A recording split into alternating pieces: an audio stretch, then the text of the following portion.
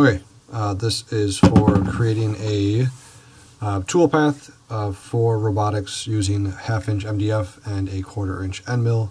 To do this, you're going to start by going to your CAM tab. First thing we need to do is set up our different axes so the Shopbot knows where to go. So you go Setup, and you're going to start by creating a stock point. So you might need to erase the one that's there. And you want this upper, in this case, bottom left corner. And then we want to select the correct direction for our X, Y, and Z axes. On the Shopbot, this direction is our X, up and down this way is our Y, and out towards us, out of the screen, is going to be Z. So easiest way to do that is select your Z and X axes. Currently our Z is in the right direction. We just need to flip it. So if I switch it that direction there, and then we also looks like it needs to flip our X. Just by quickly doing those flips, we are in the correct orientation.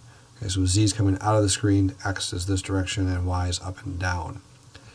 So whenever you set up your part, you have to do that first. Okay, then so I have that set up there.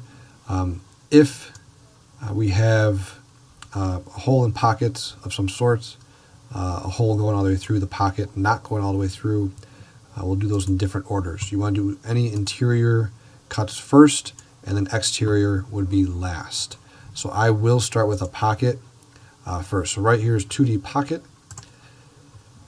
First thing we do is set up a tool. So again, it's going to be a 1/4-inch end mill. So if I select tool, I can go New Mill Tool.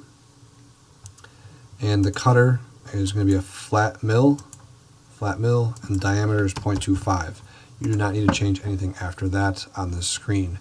You do need to come to feeds and speeds, and the cutting feed rate will be 60 inches per minute with 2 flutes there.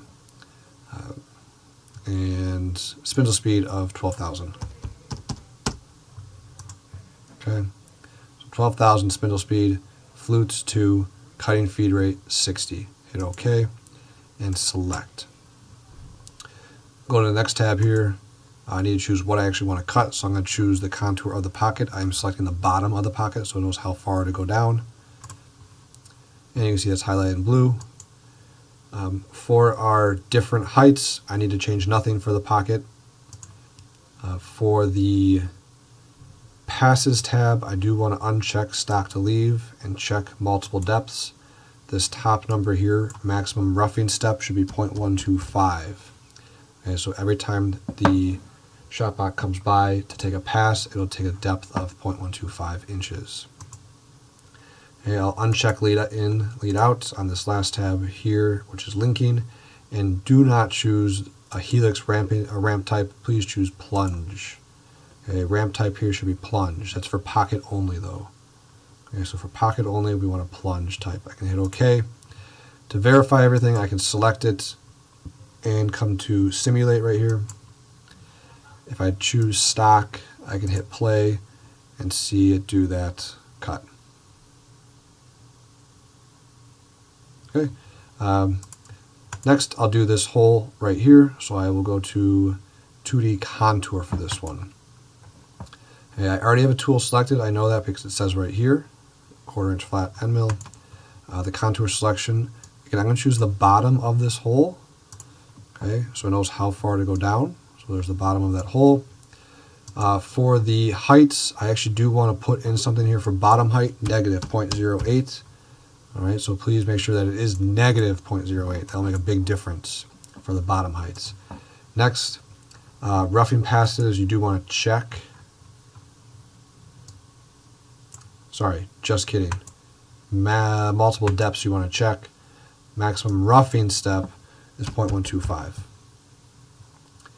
For linking, uncheck lead in, uncheck lead out. That is it. You can hit OK. Again, you can come back and click simulate and see that happen. Okay. Lastly, I need to cut the outside of the shape, so I'll come to 2D contour again. In this case, again, tool is already selected.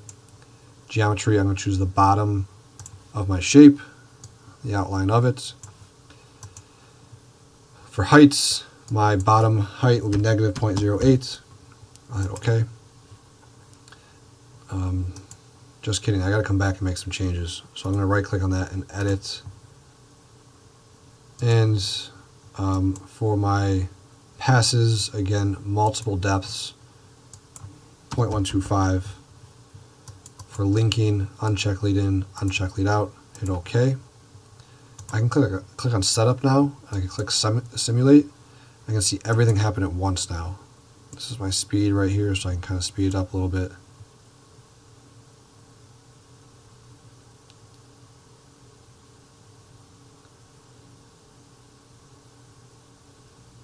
So there it goes. Once I've verified that, the next step I need to do is my post process. So again, make sure setup 2 or setup 1 or setup 3, whatever it may be for you, is selected. Post process, and you need to make sure that the open config is Shopbot Open SBP. There are 2 of them in there. Please make sure it's the Open SBP. Okay, so you see that there. The output folder, this should be your flash drive. So click these 3 dots, go to this PC, go find your flash drive. I'm going to put it on my desktop for the time being. Then give that a name. Make it your group and the name of the part. So maybe it's weapon bots 2 side piece. And then you can hit post. Again, verify it's saving the correct location. Hit save. And the code for that should pop up.